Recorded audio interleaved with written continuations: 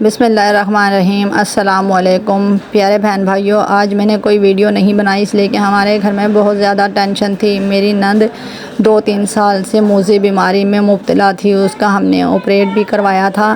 اس کے 1 سال تقریباً ماشاءاللہ بالکل ٹھیک رہی اور کبھی اس نے ہمت نہیں ہاری، اپنے آپریٹ پر بھی کبھی اس نے اف نہیں کی، اپنی بیماری سے لڑتی رہی اور کبھی کسی کو احساس نہیں دلایا کہ اسے کتنی تکلیف ہے، کتنا اسے درد ہے۔ بہت ہی ہمت والی تھی اور بہت ہی پیار محبت والی، ایک درویش صفت انسان، نہایت ہی پیار محبت کرنے والی تھی۔ اس نے اپنے تمام زندگی اپنے بھائیوں کے، بھتیجی بھتیجوں کی محبت میں گزار دی اور خود اپنی بیماری سے لڑتی رہی۔ اور میں نے آج بالکل بھی ویڈیو نہیں ڈالنی تھی، صرف میری یہ خواہش تھی کہ میری نند کا زیادہ سے زیادہ ایصال ثواب ہو، سب اس کے لیے چاروں کل پڑھیں، اس کے لیے دعا کیں تاکہ اس کی زیادہ سے زیادہ مغفرت ہو سکے، اس کو جنت الفردوس عطا ہو۔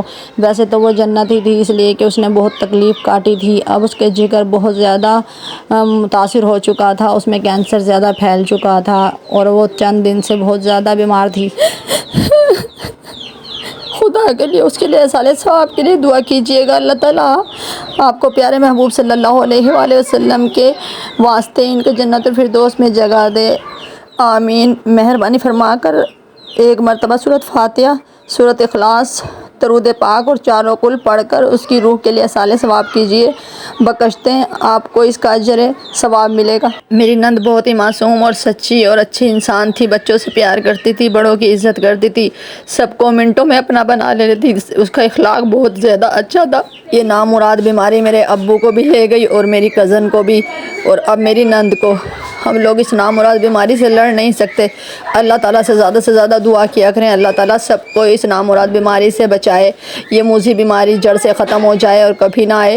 اور ہمارے لیے بھی دعا کیجیے گا، اللہ تعالیٰ ہم سب کو صبر عطا فرمائے اور ہمیں ہمت دے تاکہ ہم اپنی باقی کی فیملی کو سنبھال سکیں، اس میں ساس ہے، دیور ہیں، نندے ہیں، سب ہیں، تو اللہ تعالیٰ سب کو ہمت عطا فرمائے، آمین۔ کل شام میری نند خلق حقیقی سے جا ملی، ان کا 6 سال کا بچہ ہے، اس کے لیے زیادہ سے زیادہ دعا کیجیے گا، اللہ تعالیٰ اس کا آنے والا مستقبل روشن بنائے، ہمیشہ وہ صحت مند اور تندرست رہے، اس کا سب خیال رکھیں، وہ ایک اچھی زندگی گزارے، وہ ایک بے مثال انسان بنے اور اپنی ماں کے لیے مغفرت کے لیے دعائیں کرے۔ اور یہ موذی بیماری کسی کو نہیں چھوڑتی، چاہے دل کا ٹکڑا ہو، چاہے جگر کا، چاہے جان کا، ہر طرح کے رشتے ختم کر دیتی ہے، کھینچ کر قبر تک لے جاتی ہے۔ اپنے پیاروں کو ہم کس طرح دے دیتے ہیں، ہم سب اللہ کے آگے بے بس ہیں، لاچار ہیں، ہم کچھ نہیں کر سکتے، صرف دعائیں کر سکتے ہیں اور آنسو بہا سکتے ہیں۔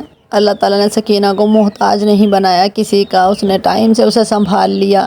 2 دن سے اتنی تکلیف تھی، اس کی برداشت نہیں ہو رہی تھی، تو ہم اس کی اور تکلیف کیسے برداشت کرتے۔ لاسٹ والے دن تو اس کی یادداشت بھی چلی گئی، اس کو کچھ بھی یاد نہیں، کچھ بھی نہیں، جو بھی سوال کیا جاتا پتہ نہیں یہی کہتی رہتی۔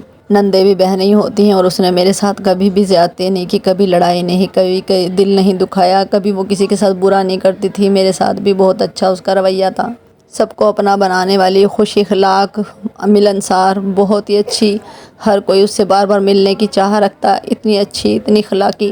کچھ دن سے میری داڑھ کا درد تھا، اس نے میری نیندیں حرام کر دی تھی، تو میں اندازہ لگا سکتی ہوں اتنی بڑی بیماری میں کتنی تکلیف ہوتی ہوگی۔ بہنوں میں سب سے چھوٹی تھی لیکن دنیا سے جانے میں پہلا نمبر لے گئی۔